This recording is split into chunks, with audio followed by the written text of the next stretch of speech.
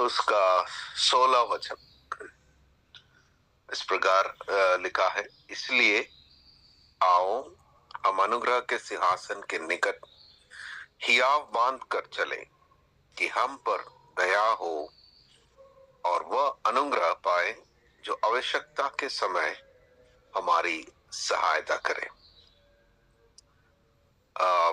प्रार्थना करने वाला एक झुंड है हम सभी।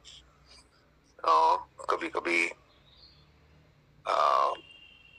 हमें भी समझ नहीं आते क्या प्रार्थना करना है।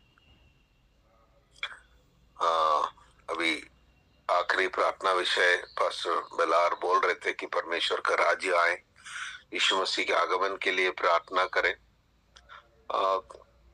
तो कुछ समय के लिए कोई तैयार नहीं हुआ, लेकिन बाद में फिर प्रार्थना किया।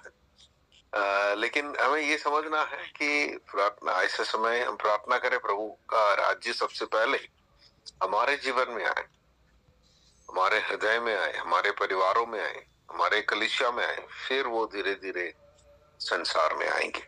तो हर दिन हमें ये प्रार्थना करना है, प्रभु आपका राज्य आए मेरे जीवन में। इसका मतलब प्रभु की प्रभुता हमारे ऊपर हो, क्योंकि उनके अनुसार ही हमारा जीवन चले। 100% हाँ, हमारा जीवन में अलग अलग लेवल परसेंटेज में चल रहा है। कुछ लोगों के जीवन में प्रभु का राज्य हो सकते है 10% चल रहा है, 20% चल रहा है, 30% चल रहा है, लेकिन संपूर्ण रीति से हमारे जीवन के हर पहलू, हर हिस्सा में प्रभु का राज्य आने के लिए हमें प्रार्थना भी करना है, साथ साथ समर्पण भी करना है।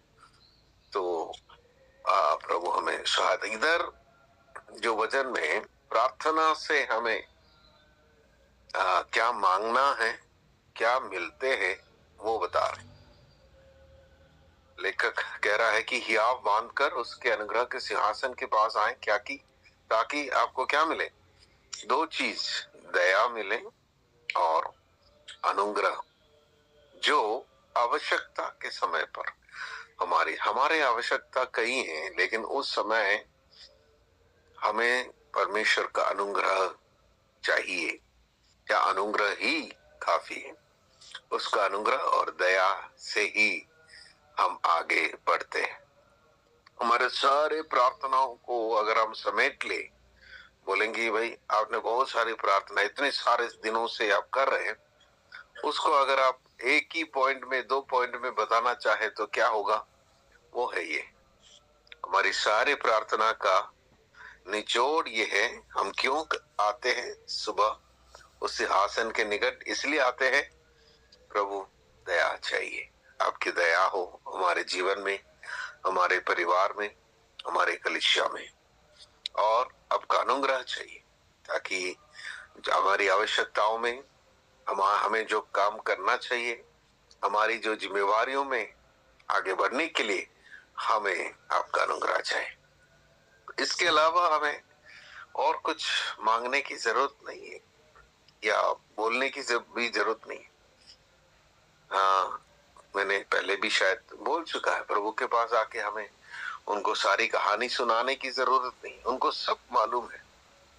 लेकिन हम बोले प्रभु आपका अनुग्रह दे, आपकी दया दे, आप सब कुछ जानता है, लेकिन मैं चाहता हूं कि आपकी दया, आपका अनुग्रह मुझ पर हो, मेरे परिवार पर हो, मेरी कलीसिया पर हो, मेरे आस पड़ोस के लोगों के ऊपर हो, मेरे देश के ऊपर हो।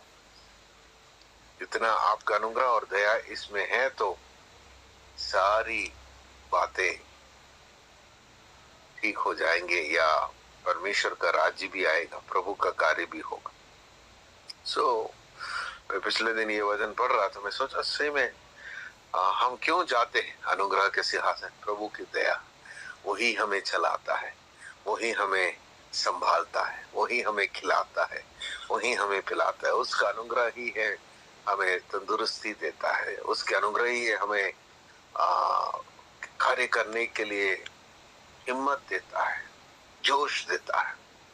तो आइए हम आज के सुबह ये दोनों विषय हम सिर्फ आज नहीं, हर दिन मांगे, प्रभु आपकी दया हो मुझ पर, मेरे परिवार पर, मेरे बच्चों पर, मेरी कलीसिया पर, मेरे देश पर। प्रार्थना करें। स्वर्गीय पिता,